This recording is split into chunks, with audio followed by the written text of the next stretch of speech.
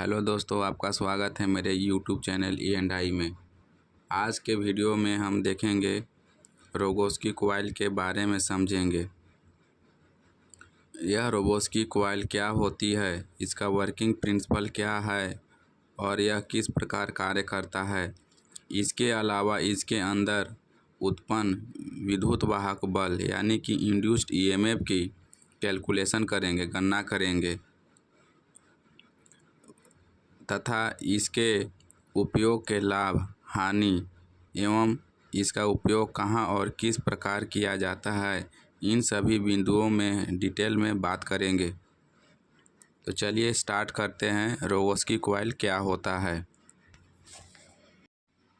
रोगोस्की coil एक ऐसा device है जिसका उपयोग करके किसी भी कंडक्टर, सर्किट या फिर किसी डिवाइस के लिए अल्टरनेटिंग करंट का मापन किया जा सकता है। यानी कि इसके थ्रू हम किसी भी AC सर्किट का करंट मेजरमेंट कर सकते हैं। इस डिवाइस का नाम जर्मन के भौतिक शास्त्री वाल्टर रोगोस्की के नाम पर रखा गया है। वाल्टर रोगोस्की का जन्म जर्मनी में 7 मई 1881 को हुआ था। रोगोस्की कॉइल दो कुंडलियों के बीच परस्पर प्रेरकत्व पर कार्य करती है।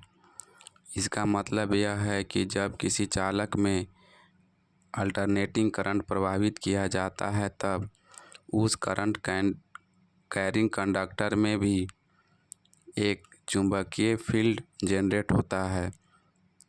इस उत्पन्न चुंबकीय फील्ड में कोई दूसरा चालक मौजूद हो तब उस चालक में भी चुंबकीय क्षेत्र उत्पन्न हो जाता है, जिसके कारण उसमें एक विभवांतर उत्पन्न होता है। फलस्वरूप उसमें एक विद्युत धारा प्रवाह होने लगती है। यह इलेक्ट्रिक करंट प्राइमरी कॉइल में से प्रभावित होने वाले धारा के समानुपाती होता है। इस रोगोस्की कॉइल का प्रयोग signal conditioning probe, clamp meter, oscilloscope, ladle refining furnace, arc furnace, power transmission line इत्यादि में हाई AC करंट को मेजर करने के लिए किया जाता है। लो इम्पीडेंस के कारण इसका एक्यूरेसी बहुत फास्ट होता है। हाई करंट फ्लो होने पर भी इसके आउटपुट में कोई प्रभाव नहीं पड़ता।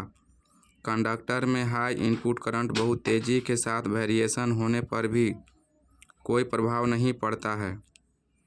जहां wire wound SMD type current measuring technique temperature बढ़ने पर उनकी परफॉर्मेंस पर बहुत बुरा असर पड़ता है, उनकी एक्यूरेसी डिस्टर्ब हो जाती है।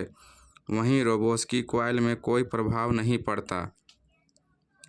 जैसा कि आप जानते हैं, इसमें कोई आयरन कोर नहीं होता है, जिस वजह से कोर सैचुरेशन जैसी कोई समस्या उत्पन्न नहीं होती है। वायर वाउंड करंट ट्रांसफार्मर को हमेशा क्लोज लूप में रखना पड़ता है, नहीं तो सेकेंडरी में हाई वोल्टेज होने की वजह से और टेम्परेचर सडनली इंक्रीज होने से CT का कॉइल इंसुलेशन डैमेज हो जाता है, जबकि रोगोस्की में ऐसा कुछ भी नहीं होता है।